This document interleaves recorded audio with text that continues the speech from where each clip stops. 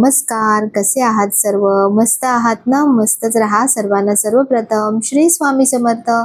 तुम्हाला सर्वांना आजचा दिवस खूप छान आनंदाचा आणि आरोग्यदायी जाओ. तर जसं तुम्हाला माहिती आहे की देवपूजेमध्ये मला खूप सारी फुलं आणि गजरे लागतात. तर सारखं सारखं जाणं तर शक्य होत नाही, म्हणून मी आठवड्याचे जे गजरे लागतात ना तर ते एकत्रच घेऊन येते. आणि हो, बऱ्याच मला ताई विचारतात की ताई एवढे गजरे कसे आणतेस? तर आता ज्या गजरेवाल्या ताई माझ्या ओळखीच्या झाल्यात ना, तर त्यांना पण माहिती आहे की मी फक्त आणि फक्त देवासाठी वापरते. तर त्याही मला व्यवस्थित असा डिस्काउंटही देतात गजऱ्यांमध्ये. आणि ते महत्त्वाचं नाहीये. आज मला तुम्हाला दाखवायचं की हे गजरे कसे ठेवू, हा माझाही खूप मोठा प्रश्न होता. पिशव्यांमध्ये तर ठेवायची, पण 3-4 दिवसांपेक्षा जास्त ते राहत नव्हते थोडेसे, मग कोमे जायला सुरुवात व्हायची. तर बघा, हे सध्या मी ऑर्गनायझर्स मागवलेत, Amazonवरूनच मागवलेत. थोडे पातळ आहेत, पण मला वाटतं की गजऱ्यांसाठी किंवा फुलांसाठी ते परफेक्ट आहेत. त्याच्या आतमध्ये अशा प्रकारच्या छोट्या जाळ्या येतात. आणि गजरे बघा माझे, मी 3-4 प्रकारचे, जशी वेगवेगळी फुलांची व्हरायटी मिळते तर तसे वेगवेगळे गजरे आणते. आणि काय होतं ना, आपण एकाच ह्याच्यामध्ये बॉक्समध्ये सगळे गजरे जर ठेवले ना, तर एखादा गजरा जरी थोडा खराब असेल तर बाकीचे सुद्धा ते फुलं खराब व्हायला सुरुवात होते. तर म्हणून मला असे फ्लॅट आणि हे जे चौकोनी आहेत ना, तर हे आपल्या फ्रीजमध्ये एकदम परफेक्ट जागा घेतात, म्हणजे खूप सारी जागा घेत नाहीत. आधी माझ्याकडे जे मी बॉक्समध्ये ठेवायची तो थोडासा असा उभट होता आणि त्याच्यामध्ये एवढं सगळं मावत नव्हतं व्यवस्थित. तर आता ह्या बॉक्समध्ये बघा ठेवायला एकदम मस्त पडतंय मला. आणि फक्त हे मी तुम्हाला दाखवणार नाहीये की हे बॉक्स घेतले, तर हे पण दाखवणार आहे की हा 4 दिवसांच्या आधीचा व्हिडिओ आहे. आणि 4 दिवसाआधी मी हे गजरे सगळे स्टोअर केले होते याच्यामध्ये, कारण बरेच गजरे आपले आता खूप साऱ्या पूजा वगैरे सारखं श्रावणातलं काही ना काही चालू असतं. तर त्याच्यामुळे मी जास्तच क्वांटिटीमध्ये थोडेसे आणून ठेवले गजरे. हा मोगऱ्याचा गजरा आहे. आधी जो मी ठेवला तो तगरच्या फुलांचा गजरा होता आणि आणखीन एक आहे तो म्हणजे जाईच्या फुलांचा गजरा. तर असे वेगवेगळे गजरे फुलांचे मी आणून ठेवले होते. तिला म्हटलं होतं की मला थोडेसे कलरवाले पण दे, पण तिच्याकडे सध्या नव्हते. मग सगळे पांढऱ्या रंगाचे सगळे गजरे मिळाले. तर जे होते ते मग घेऊन आलो. आणि नंतर बघा, असं हे प्लास्टिकचं आहे, पण BPA फ्री प्लास्टिक आहे हे.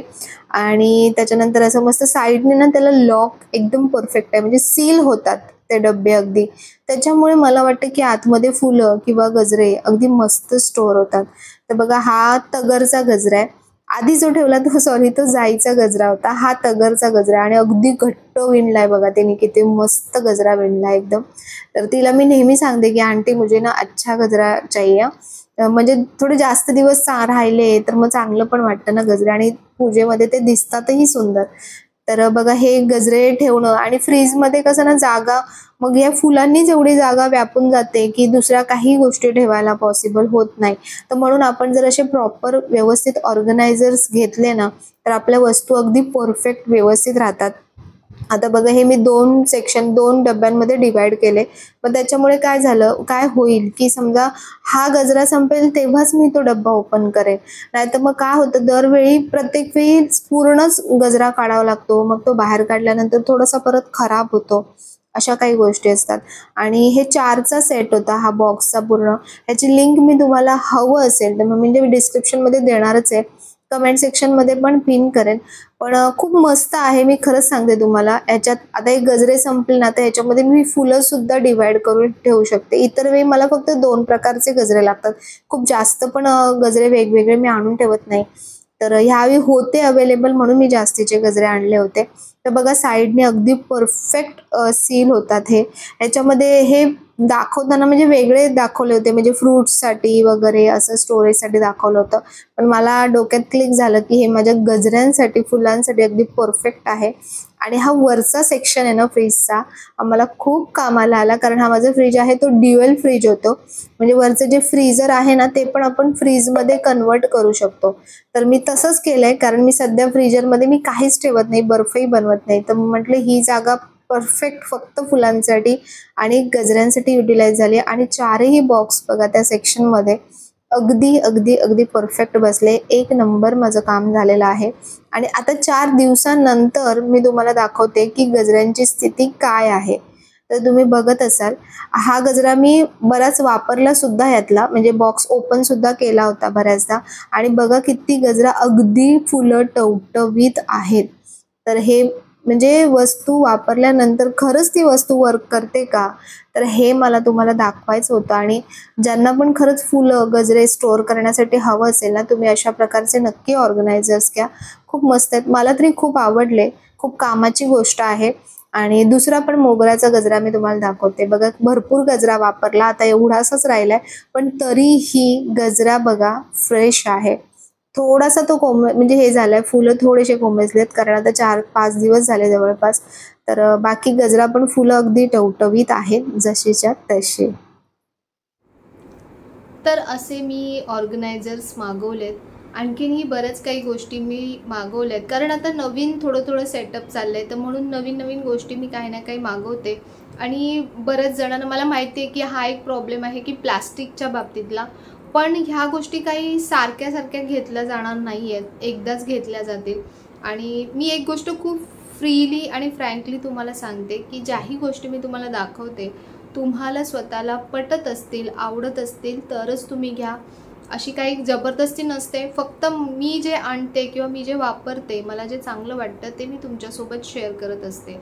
तर हा होता एक पार्ट. आणि कालचा जो इन्सिडेंट एक घडला होता, म्हणजे इथे तुम्हाला माहिती असेल किंवा नसेल, आता न्यूजमुळे तर सगळीकडे ह्या गोष्टी माहिती पडतात, पण अतिशय घृणास्पद आणि अतिशय लज्जास्पद अशी ही गोष्ट घडली होती. ती म्हणजे इथेच कल्याणपासून जवळच आहे बदलापूरला एका शाळेमध्ये, शाळेचं नाव आहे आदर्श विद्या मंदिर, आदर्श विद्यालय.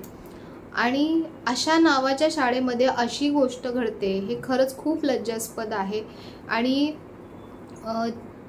म्हणजे लहान मुली, अगदी 4 ते 5 वर्षांच्या मुलींवरती अशा प्रकारचा अत्याचार करणं किती म्हणजे घाणेरडी गोष्ट आहे. आज ॲज अ म्हणजे एक आई असल्यामुळे मला पण डोक्यात हेच विचार येतो की मुलींना खरंच कुठे पाठवायचं की नाही बाहेर, काय करायचं पुढे, कसं होईल त्यांचं. आज शाळेची ही हालत आहे. आपण म्हणजे मी खूप विचार करते की मुलींना आपण स्वावलंबी बनवलं पाहिजे, त्यांना स्वतःचं संरक्षण करता आलं पाहिजे, त्यांना कराटे क्लासेस या सगळ्या गोष्टी केल्या पाहिजेत. पण आता त्यांना ह्या गोष्टींची जाणीव करून दिली पाहिजे, गुड टच बॅड टच ह्या गोष्टी शिकवल्या पाहिजे. पण मला सांगा, आता ह्या 3 ते 4 वर्षांच्या मुलींपर्यंत आपण ह्या गोष्टी का शिकवू शकतो त्यांना. आणि तो जो व्यक्ती आहे, ती जी वृत्ती आहे ती इतकी खालच्या लेवलला आणि इतकी घाणेरडी आहे की म्हणजे काय मला समजतच नाही की लोकांची खरंच काय दुर्बुद्धी एवढी सुचते लोकांना. आणि ज्या व्यक्तीने हे केलं त्या व्यक्तीचा मी फोटो बघितला तर त्याने डोक्यावरती टिक्का लावलेला होता. म्हणजे तुम्ही देवाचं दाखवताय की मी देवाचं करतोय आणि तुम्ही बाहेर अशा गोष्टी करताय की ज्या राक्षस सुद्धा करताना 10 वेळा विचार करतील, अशा गोष्टी जर तुम्ही करताय, किती म्हणजे त्या देवाला सुद्धा बट्टा लावताय, त्या गोष्टींना सुद्धा बट्टा लावताय तुम्ही. काही अर्थ नाहीये त्या फक्त दिखाव्याचा. तर अशी एकदम म्हणजे काल खूपच इथे सगळीकडे बदलापूरला तुम्ही बघितलं असेल की स्टेशनवरती लोकांनी पूर्ण उतरून 8 ते 10 तास जवळपास आंदोलन केलं होतं. लोकांनी जो स्टँड घेतला होता ना तो एकदम परफेक्ट स्टँड होता, पण पोलिसांनी त्यांना तिथे थांबून दिलं नाही, नंतर लाठीचार्ज केला. आणि लोकांची मागणी अशी होती की आत्ताच्या आत्ता त्याला फाशी द्या, कारण ही गोष्ट जी झाली होती ती 13 ऑगस्टला झाली होती आणि अजूनही शाळेकडून किंवा इतर संस्थांकडून काहीही हालचाल दिसत नव्हती. तर त्याच्यामुळे शेवटी लोकांनी असा स्टँड घेतला होता आणि लोकांनी बरोबरच स्टँड घेतला होता. मी तर म्हणेन की खरंच आहे आपलं हे जे सध्या जे प्रशासन चालू आहे ना, या प्रशासनामुळेच ह्या गोष्टी दिसत आहेत. कोणाला हा व्हिडिओ कोणापर्यंत पोहोचत असेल तर नक्की पोहोचू दे. मी तर म्हणेन की अशी व्यवस्था असली पाहिजे. जेव्हा छत्रपती शिवाजी महाराज होते तेव्हा महाराजांच्या काळामध्ये स्त्रियांना किती आदर दिला जायचा, किती रिस्पेक्ट केला जायचा, स्त्रियांकडे बघण्याची वृत्ती कशी होती आणि आताची वृत्ती कशी आहे स्त्रियांकडे बघण्याची. आणि त्या गोष्टीला तेव्हाच रोख येईल जेव्हा कडक कायदे निघतील याच्या बाबतीत. जेव्हाही अशा गोष्टी घडतात, एवढ्या खालच्या लेवलची जेव्हा गोष्ट घडते तेव्हा तर मी तर म्हणे खरंच त्या व्यक्तीला फाशी दिली पाहिजे. तेव्हाच दुसऱ्या व्यक्तीचं म्हणजे हात थरथरेल अशा गोष्टी करण्यापासून. आणि जर असं तुम्ही विलंब करता या गोष्टींसाठी, मला काय म्हणायचं की जो व्यक्ती खरंच आरोपी आहे, ज्याने इतका गहन गुन्हा केलेला आहे, त्या व्यक्तीला शिक्षा देण्यासाठी तुम्हाला एवढा विचार करावा लागतो. तुम्हाला एवढा टाइम घ्यावा लागतो त्याच्यासाठी? इतर काही गोष्टी तुम्ही एका रात्रीमध्ये लगेच तुम्ही नियम चालू करतात, ते गोष्टी फॉलो केल्या जातात आणि ह्या गोष्टींना विचार करायला एवढा वेळ लावला जातो. म्हणजे आपल्या देशातल्या, आपल्या राज्यातल्या मुलींची जी इज्जत आहे त्याला काहीच किंमत नाही आहे का? हे ह्याच्यावरूनच कळून येतं की हे फक्त आणि फक्त म्हणजे राजकारण केलं जातं किंवा या गोष्टींमध्ये माणुसकी हा विचारच नाही राहिलाय कुठे. तर जेव्हा असे नियम खरंच कडक होतील ना, तेव्हाच ह्या गोष्टी कुठेतरी थांबतील. कारण आता आम्ही इतक्या साऱ्या गोष्टी ऐकतोय. यशस्वीच्या बाबतीतली गोष्ट ऐकली, आमच्या तिथे मागे पण एरियामध्येच अशी गोष्ट झाली होती. आणि म्हणजे मुलं म्हणा किंवा माणसं म्हणा, ज्यांची वृत्ती, ज्यांचं बोलत ना मेंदू पूर्ण भ्रष्ट झालेला असतो ना, ते लोक हे करताना अजिबात विचार करत नाहीत की ह्यात त्यांचं स्वतःचं सुद्धा नुकसान होतंय आणि समोरच्याचं तो होतच होतंय. काय मिळतंय त्यांना असं करून मला कळत नाही. पण असो, त्यांचं स्वतःचं होतंय ते होतंय, पण जो चांगला व्यक्ती आहे त्याचं सुद्धा ते नुकसान करत आहे. त्याच्यामागे त्याची फॅमिली अफेक्ट होते, त्याचं पुढचं आयुष्य अफेक्ट होतं. तर अशामध्ये ना मी सरकारला खरंच विनंती करेन की तुम्ही मुलींच्या सुरक्षिततेसाठी खरंच खूप कडक कायदे तुम्ही करा. कारण त्याच्याशिवाय ह्या गोष्टी कुठेही थांबणार नाही आहेत. आणि ह्या गोष्टींनी काय म्हणजे ना पैशाचा फायदा आहे ना कसला फायदा आहे, ह्यात काय राजकारण आलं पाहिजे किंवा ह्यात काय ह्या गोष्टींचा फायदा बघितला पाहिजे. जसं काल सगळे लोक म्हणत होते की लाडकी बहीण ही योजना करण्यापेक्षा तुम्ही लाडक्या बहिणीची सुरक्षा अशा योजना तुम्ही सुरू करा. पैसे नका देऊ, पैसे देण्यापेक्षा सुरक्षा द्या. स्त्रीला सुरक्षेची खूप गरज आहे. कारण आज स्त्री खूप इंडिपेंडेंट झाली आहे, बाहेर जाते, ऑफिसच्या ठिकाणी जाते, बऱ्याच ठिकाणी फिरावं लागतं, एकटं जावं लागतं. तिथे जर अशी परिस्थिती असेल तर स्त्रियांनी बाहेर निघावंच नाही का, मुलींनी बाहेर निघावंच नाही का? तर हा खूप मोठा प्रश्न आहे. आज ज्या पण सगळ्या आई असतील ना, तर त्यांच्यासमोर तर हा खरंच खूप मोठा प्रश्न आहे की काय करायचं, मुलींना पुढे कसं शिक्षण द्यायचं, मुलींना कॉलेजमध्ये पाठवायचं की नाही, किंवा पुढच्या शिक्षणासाठी मुलींना कुठे उलट असं वाटतंय की बाहेर देशामध्ये मुली सेफ आहेत पण इथे सेफ नाही आहेत, असं झालंय आता, अशी गोष्ट झाली आहे. तर खरंच या गोष्टीचा खूप विचार केला पाहिजे. आणि खरंच प्रशासनाला माझी विनंती असेल की तुम्ही ह्या अशा गोष्टींवरती खूप कडक कायदे करा. तत्काळ सगळ्यात बेस्ट तर मी म्हणेन की फाशीची शिक्षा असली पाहिजे. जो व्यक्ती एका व्यक्तीला पूर्ण चिरफाड करू शकतो, म्हणजे त्याची मेंटॅलिटी काय असेल, आणि अशी प्रवृत्ती जर समाजामध्ये राहिली तर पुढे आणखीन तशाच प्रवृत्ती वाढत जातील. आणि आपण सर्रास बघतोय की किती प्रकार वेगवेगळे ऐकायला मिळतात. मागे मंदिरामध्ये अशी गोष्ट झाली, मंदिरासारख्या पवित्र ठिकाणी अशा गोष्टी होत आहेत, शाळेसारख्या पवित्र ठिकाणी अशा गोष्टी होत आहेत. न वयाचा विचार केला जातोय, न कसला विचार केला जातोय. म्हणजे काय आहे हे मला हेच समजत नाही की अशा लोकांना तुम्ही काही चांगलं शिकवून किंवा काही चांगलं समजावून ते समजावण्याच्या याचे नसतात. त्यांना तशाच प्रकारे त्यांना ते शिकवलं पाहिजे की तशाच प्रकारे त्यांना त्याचा धडा मिळाला पाहिजे, त्याची शिक्षा मिळालीच पाहिजे. तर कालची जी गोष्ट झाली ना, त्याने खरंच खूप आमच्या इथे तरी सगळे लोक हादरून गेले होते आणि आम्ही तेच बघत होतो. तर खरंच म्हणजे लोकांनी जे 8-8 तास 9 तास तिथे उभं राहून आंदोलन केलं आहे ना, तर त्याची कुठेतरी चीज होऊ दे त्या गोष्टीची. आणि सरकारने या गोष्टीचं खूप खूप खूप स्ट्रिक्ट ॲक्शन लवकरात लवकर घ्या. अशा व्यक्तीला पाठीशी घालू नका की ज्या व्यक्तीने आज 2 मुलींचं आयुष्य खराब केलं आहे. अशा व्यक्तींना तुम्ही का म्हणून पाठी घालताय?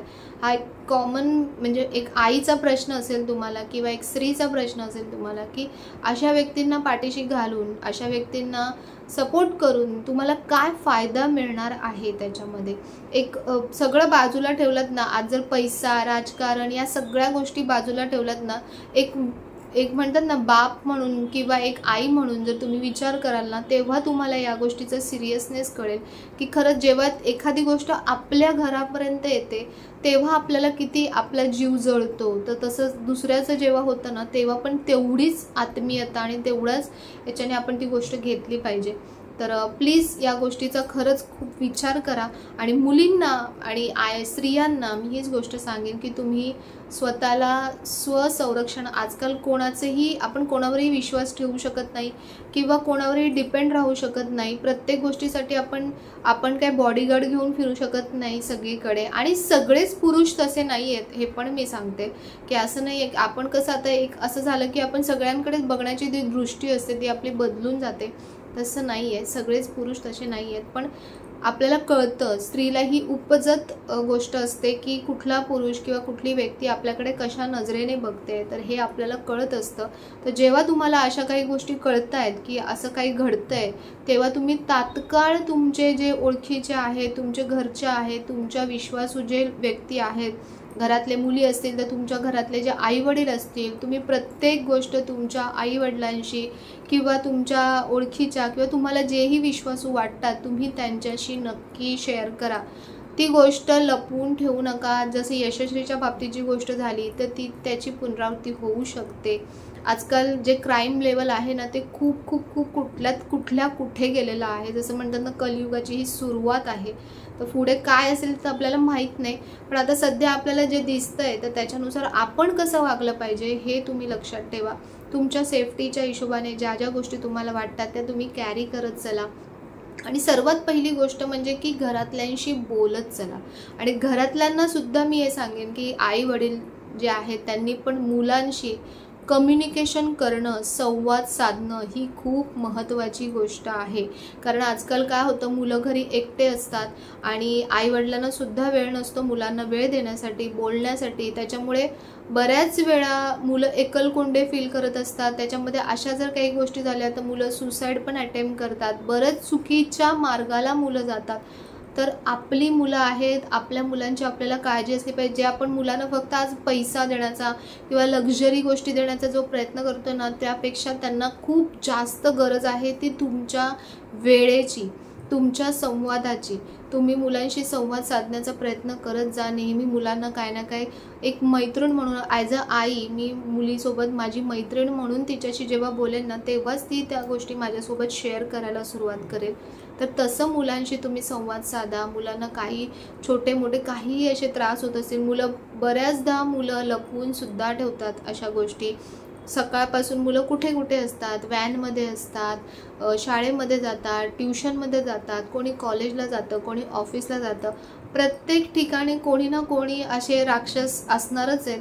आणि ते कधी कधी आपण कसं असतं ना, या गोष्टींना आपण म्हणतो बऱ्याचदा की सोडून द्यायचं, इग्नोर करायचं. पण असं नका करू. ह्या छोट्या गोष्टी कधी कधी किती मोठ्या लेवलला जाऊ शकतात ह्या आपण विचार करूही शकत नाही. आणि नंतर ते झाल्यानंतर आपण त्याला काहीही करू शकत नाही. त्याच्यामुळे आपल्या घरातला जर त्यात सोल्युशन असेल तर हाच असेल की आपल्या मुलांवर आपला विश्वास असला पाहिजे. दुसरी गोष्ट म्हणजे मुलांसोबत तुमचा सतत संवाद असला पाहिजे. काहीही छोटी मोठी जी गोष्ट होते, मुलांना काही त्रास होत असतील, मानसिकरित्या सुद्धा काही त्रास होत असेल, त्यावर सुद्धा तुम्ही लक्ष द्या. आणि बाकी तर जसं मी म्हटलं की सरकारला विनंती आहे की खरंच या गोष्टींवरती खूप कडक कायदा सुरू करा, जेणेकरून या गोष्टी कुठेतरी आटोक्यात येतील. नाहीतर ही प्रवृत्ती आणखीन खूप माजेल आणि खूप पुढे आणखीन पसरेल. आणि त्याच्यामुळे म्हणजे पुढे ना जे मुलींसाठी बाहेर निघणं, स्त्रियांसाठी बाहेर निघणं, वावरणं या गोष्टी खरंच खूप कठीण होऊन जातील. तर चला, तर म्हणून म्हटलं की ही गोष्ट मला असं वाटलं की तुमच्यासोबत शेअर करू, बोलू काही गोष्टी, म्हणून मी तुमच्यासोबत शेअर केल्या. आणि काल खरंच मला खूप अस्वस्थ वाटत होतं काल, आणि काल म्हणून मी काही व्हिडिओ पण पोस्ट नव्हता केला. तर असं आहे. तर सर्वांनी काळजी घ्या आणि व्यवस्थित राहा, मस्त राहा. तर चला, सर्वांना व्हिडिओ आवडला असेल तर लाईक करा, शेअर करा, सबस्क्राईब करा. पुन्हा भेटूया उद्याच्या नवीन व्हिडिओमध्ये. तोपर्यंत सर्वांना बाय आणि सर्वांना श्री स्वामी समर्थ.